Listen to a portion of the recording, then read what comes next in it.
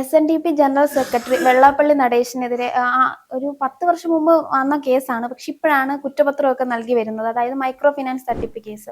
അതിനെതിരെ വെള്ളാപ്പള്ളി പരമാവധി ശ്രമിക്കുന്നുണ്ട് തടയിടാനും അത് മറ്റുള്ളവരുടെ തലയിടാനും ഒക്കെ. ഇപ്പൊ VM സുധീരനെതിരെയും പറഞ്ഞായിരുന്നു. അപ്പൊ അദ്ദേഹം പറഞ്ഞു വരുന്നുണ്ട്, അതായത് താനല്ല വെള്ളാപ്പള്ളിയെ പിണറായി വിജയനും BJPയും ചേർന്നാണ് സംരക്ഷിച്ചത് എന്ന്. ശരിക്കും ഒന്ന് ആലോചിച്ച് നോക്കി, ഇവര് സംരക്ഷിച്ചതാണെന്ന് തന്നെ നമുക്ക് മനസ്സിലാക്കാം. അങ്ങനെ പറയുമ്പോൾ ഇപ്പൊ VM സുധീരൻ പറഞ്ഞ സ്റ്റേറ്റ്മെന്റ് കേൾക്കുമ്പോഴാണ് അതിലെന്തോ ഒരു സത്യം ഉണ്ടല്ലോ എന്നുള്ളൊരു തോന്നൽ ഉണ്ടാകുന്നത്. ഇപ്പോൾ അദ്ദേഹം പറഞ്ഞത് BJPയോടും കൂടെ നിൽക്കുന്നുണ്ട്, അതുപോലെ തന്നെ പിണറായി വിജയനും ഒപ്പവും നിൽക്കുന്നുണ്ട്. അപ്പോൾ അദ്ദേഹം കാര്യങ്ങൾ സേഫ് ആക്കുകയാണോ എന്നുള്ളൊരു ചോദ്യം ചോദിക്കുമ്പോൾ നമുക്ക് സംശയം തോന്നും. കാരണം സെൻട്രലിൽ BJPക്കൊപ്പം, ഇപ്പൊ BJPക്കൊപ്പമാണ്. അദ്ദേഹത്തിന്റെ രാഷ്ട്രീയം എന്താണ് എന്ന് ചോദിച്ചാൽ അദ്ദേഹം BJPക്കൊപ്പമാണ് നിൽക്കുന്നത്. കേന്ദ്ര ഏജൻസികൾ വരികയാണെങ്കിൽ അവിടെ സേഫ് ഗാർഡ് ചെയ്യാൻ വേണ്ടിയിട്ട് മോദിയും അമിത്ഷായും അതുപോലുള്ള നേതാക്കളുമുണ്ട്. അതുപോലെ തന്നെ കേരളത്തിന്റെ കാര്യത്തിൽ എടുത്തു വരികയാണെങ്കിൽ പിണറായി വിജയനെ ഇതുപോലെ സപ്പോർട്ട് ചെയ്തിട്ടുള്ള ഒരു നേതാവ് ഉണ്ടോ എന്ന് ചോദിച്ചാൽ, അതും സാമുദായിക നേതാവ് ഉണ്ടോ എന്ന് ചോദിച്ചാൽ ചിലപ്പോൾ ഇല്ല എന്ന് പറയേണ്ടി വരും. അപ്പോൾ അദ്ദേഹം എന്താണ് ചെയ്തത്? ഇപ്പോൾ പിണറായിയും വെള്ളാപ്പള്ളി നടേശനും അങ്ങോട്ടും ഇങ്ങോട്ടും വലിച്ച പാലത്തിന്റെ ഭാഗമാണോ ഈ കേസ് ഇങ്ങനെ നീണ്ടു പോയത് എന്ന് ചോദിച്ചാൽ നമുക്ക് ഇല്ല എന്നൊരിക്കലും പറയാൻ കഴിയില്ല. അതിനെ പൂർണ്ണമായി നിഷേധിക്കാൻ കഴിയാത്തൊരു സാഹചര്യമാണ് ഇപ്പോഴുള്ളത്. ഇപ്പോൾ നമുക്കറിയാം, ആഗോള അയ്യപ്പ സംഗമം നടത്തി അദ്ദേഹം വെള്ളാപ്പള്ളി നടേശനെ സ്റ്റേജിൽ കൊണ്ടുവന്ന് വെള്ളാപ്പള്ളി പറയുന്ന കാര്യങ്ങളെല്ലാം മിണ്ടാതെ നിന്ന് കേട്ട് അദ്ദേഹത്തിനൊപ്പം പോകുന്ന ഒരു സാഹചര്യം നമ്മൾ കണ്ടിരുന്നു. അപ്പോൾ പിണറായി ചിലപ്പോൾ ഉദ്ദേശിച്ചത് അദ്ദേഹത്തിന്റെ വോട്ട് ബാങ്ക് നമുക്ക് ലഭിക്കുമായിരിക്കാം, SNDPയുടെ വോട്ട് മുഴുവൻ ഇടതുപക്ഷത്തിന് ലഭിക്കും എന്ന് വിചാരിച്ചാണ് അദ്ദേഹം നടത്തിയ പല വർഗീയ പരാമർശങ്ങൾക്കും മൗനമായി കേട്ട് നിന്നത്. നമുക്ക് സംശയം തോന്നുന്നു, അത് സ്വാഭാവികമായ സംശയം. അല്ലെങ്കിൽ എന്ത് ചെയ്യണം? നമ്മുടെ മുൻ മുഖ്യമന്ത്രിയായ പിണറായി വിജയൻ പറയണം, അദ്ദേഹം പറയുന്ന വർഗീയ പരാമർശങ്ങളോടൊന്നും എനിക്ക് യോജിപ്പില്ല, അല്ലെങ്കിൽ എന്റെ പാർട്ടിക്ക് ഇതുമായിട്ട് ഒരു പങ്കുമില്ല, എനിക്ക് അദ്ദേഹവുമായി ഒരു ബന്ധമില്ല, പാർട്ടിക്ക് ഒരു ബന്ധമില്ല എന്ന് പറഞ്ഞ് തള്ളിക്കളഞ്ഞാൽ തീരാവുന്ന ഒരു പ്രശ്നമായിരുന്നു ഇത്. പക്ഷെ അത് അദ്ദേഹം തള്ളിക്കളഞ്ഞിട്ടില്ല. കാരണം അദ്ദേഹത്തിന്റെ ഉദ്ദേശം എന്ന് പറയുന്നത് ഈ വോട്ട് ബാങ്ക് ആയിരുന്നു. അപ്പോൾ സ്വാഭാവികമായിട്ടും BJPക്കൊപ്പം നിൽക്കുന്ന വെള്ളാപ്പള്ളി നടേശൻ പിണറായിക്ക് ഇത്തരത്തിൽ ഒരു സപ്പോർട്ട് നൽകണമെങ്കിൽ അദ്ദേഹത്തിന് തിരിച്ചെന്തെങ്കിലും ഒരു ബെനിഫിറ്റ് ഉണ്ടായിട്ടുണ്ടാവണമല്ലോ. ആ ബെനിഫിറ്റിന്റെ ഭാഗമാണോ ഈ മൈക്രോ ഫിനാൻസ് തട്ടിപ്പ്? ആ തട്ടിപ്പിൽ നിന്ന് അദ്ദേഹത്തെ ഈ പറഞ്ഞ നീണ്ടു പോയി എല്ലാവരും മറക്കുന്ന രീതിയിലേക്ക് കാര്യങ്ങൾ കൊണ്ടുപോയത്. അതുപോലെ തന്നെ ഒരു പ്രവർത്തകന്റെ BDJS പ്രവർത്തകന്റെ മരണവും കഴിഞ്ഞ ദിവസം നമ്മൾ പറഞ്ഞിരുന്നതാണ്. അപ്പൊ ആ കേസും അന്വേഷിക്കാതെ പോയത് ഈ പറഞ്ഞ പാലത്തിന്റെ അങ്ങേയറ്റമാണോ എന്ന് സ്വാഭാവികമായിട്ടും നമ്മൾ സംശയിച്ചു പോകും. അപ്പോൾ VM സുധീരൻ ഉന്നയിക്കുന്ന കാര്യങ്ങൾ എന്ന് പറയുന്നത് എല്ലാവരുടെയും മനസ്സിലുള്ള കാര്യമാണ്. അതിന് കുറച്ചുകൂടി ക്ലാരിറ്റിയോടുകൂടി മുന്നോട്ട് വെക്കുന്നു എന്നുള്ള കാര്യം മാത്രമാണ്. വെള്ളാപ്പള്ളിയുടെ കാര്യം നമുക്കറിയാം. വർഗീയത ഇപ്പോൾ ആ സമയത്തൊക്കെ നമ്മൾ പറഞ്ഞിരുന്നത് പിണറായി വിജയന്റെ വർഗീയ നാവായിട്ടാണ് വെള്ളാപ്പള്ളി നടേശൻ പ്രവർത്തിക്കുന്നത് എന്ന് നമ്മൾ പറയുമായിരുന്നു. എന്തെല്ലാം വർഗീയ പരാമർശങ്ങൾ നടത്തിയിട്ടുണ്ട്. പുരോഗമന പാർട്ടി എന്ന് പറയുന്ന CPM, പുരോഗമന ആശയങ്ങൾ മുന്നോട്ട് വയ്ക്കുന്ന CPM, അതിന്റെ മുഖ്യമന്ത്രി ഇതിനൊന്നും എതിർപ്പ് പറയുന്നില്ല, നിങ്ങൾ പറയുന്നത് തെറ്റാണെന്ന് പറയുന്നില്ല, അല്ലെങ്കിൽ അദ്ദേഹം തള്ളിക്കളയുന്നില്ല. അപ്പൊ സ്വാഭാവികമായിട്ടും ജനത്തിനൊരു സംശയം തോന്നും. പിന്നെ ഈ VDJSും അതുപോലെ തന്നെ SNDPയിലെയും പ്രവർത്തകരും അതിലുള്ള അംഗങ്ങളും എല്ലാവരും പറയുന്നൊരു കാര്യമുണ്ട്. SNDP എന്ന് പറയുന്നതിന്റെ അവസാന വാക്ക് വെള്ളാപ്പള്ളി നടേശനല്ല. വെള്ളാപ്പള്ളി പറയുന്ന ആൾക്ക് വോട്ട് ചെയ്യലല്ല ഞങ്ങളുടെ ജോലി എന്ന് പറയുന്നത്.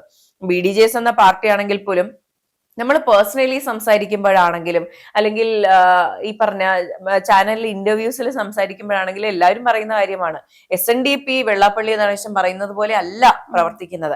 ആ സമുദായം അങ്ങനെ അല്ല പ്രവർത്തിക്കുന്നത്. ഇപ്പോൾ BDJSന്റെ സ്ഥാപക നേതാക്കളിൽ ഒരാളായ അഡ്വക്കേറ്റ് സന്തോഷ് കുമാർ നമ്മോടൊപ്പം സ്ഥിരം അഭിമുഖം നൽകുന്ന ഒരാളാണ്. അദ്ദേഹം സ്ഥിരമായി പറയുന്ന കാര്യമാണ്, വെള്ളാപ്പള്ളി നടേശനാണ് പാർട്ടിയുടെ അന്തകൻ എന്ന് പറയുന്നത്.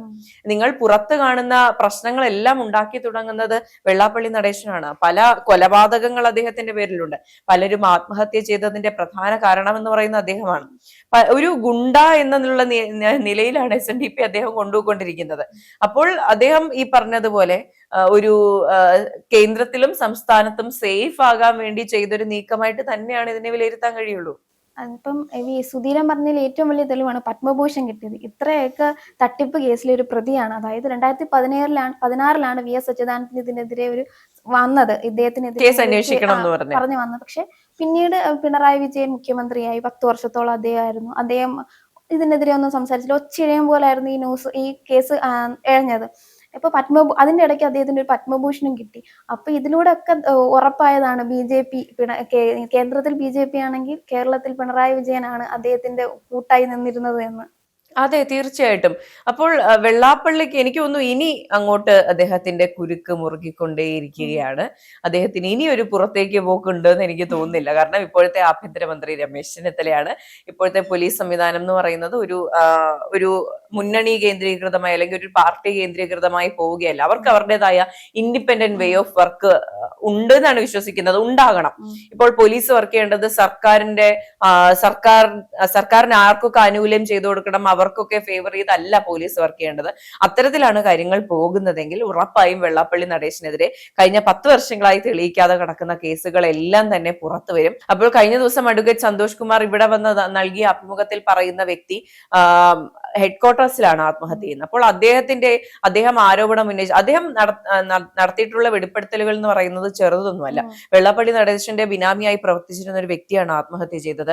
ഏറ്റവും അവസാനം അദ്ദേഹത്തിനെതിരെ, ഈ ആത്മഹത്യ ചെയ്ത വ്യക്തിക്കെതിരെ ഈ പറഞ്ഞ കേസുകളെല്ലാം അടിച്ചേൽപ്പിക്കാൻ ശ്രമിച്ചതിന്റെ ഭാഗമായിട്ടാണ്, അത് താങ്ങാൻ കഴിയാതെയാണ് അദ്ദേഹം ആത്മഹത്യ ചെയ്തത്. 36 പേജുള്ള ഒരു ആത്മഹത്യാ കുറിപ്പ് എഴുതിയ ശേഷം ഒരു വ്യക്തി ആത്മഹത്യ ചെയ്യണമെങ്കിൽ അദ്ദേഹത്തിനുണ്ടായ മാനസിക സമ്മർദ്ദം, അദ്ദേഹത്തിനുണ്ടായ സാമ്പത്തിക സമ്മർദ്ദം ഒക്കെ നമ്മളൊന്ന് ചിന്തിച്ചു നോക്കണം. അപ്പോൾ ഈ പറഞ്ഞ എല്ലാ കേസുകളിലും പ്രതിപട്ടികയിലുള്ള ആദ്യ പ്രതി എന്ന് പറയുന്നത് നമ്മുടെ വെള്ളാപ്പള്ളി നടേശനാണ്. അദ്ദേഹം ഈ വർഗീയ പരാമർശങ്ങൾ നടത്തുകയും അതുപോലെ തന്നെ ഇത്തരത്തിലുള്ള ക്രിമിനൽ ഒഫൻസുകൾ ചെയ്തുകൊണ്ടിരിക്കുകയും ചെയ്യുന്ന സാഹചര്യത്തിൽ മുൻ മുഖ്യമന്ത്രി അദ്ദേഹത്തെ സപ്പോർട്ട് ചെയ്തത് വളരെ വലിയ തെറ്റാണ്. അത് ചോദ്യം ചെയ്യപ്പെടണം. അതുപോലെ തന്നെ ഈ കേസിന്റെ ഗതി മുന്നോട്ട് പോവുകയും ഈ പറഞ്ഞ തെറ്റുകൾ തെളിയിക്കാൻ കഴിയുകയാണെങ്കിൽ അത് തെളിയിക്കപ്പെടുകയും ചെയ്യണം. കഴിഞ്ഞ ദിവസം VM സുധീരൻ ഇത് പറയാൻ കാരണം എന്ന് പറയുന്നത് VM സുധീരനെതിരെ അദ്ദേഹം സംസാരിച്ചൊരു പരാമർശം നടത്തുകയുണ്ടായി. അത്തരത്തിൽ ഇങ്ങനെ പോയി ചൊറിഞ്ഞു പണി വാങ്ങിക്കാതെ കൃത്യമായി അന്വേഷണം. അദ്ദേഹം ഈ പറയുന്ന പോലെ രാഷ്ട്രീയക്കാരെല്ലാവരും അവർക്കെതിരെ ആരോപണം ഉണ്ടാവുകയാണെങ്കിൽ കേസുമായി മുന്നോട്ട് പോകാനുള്ള ആർജവം കാണിക്കണം.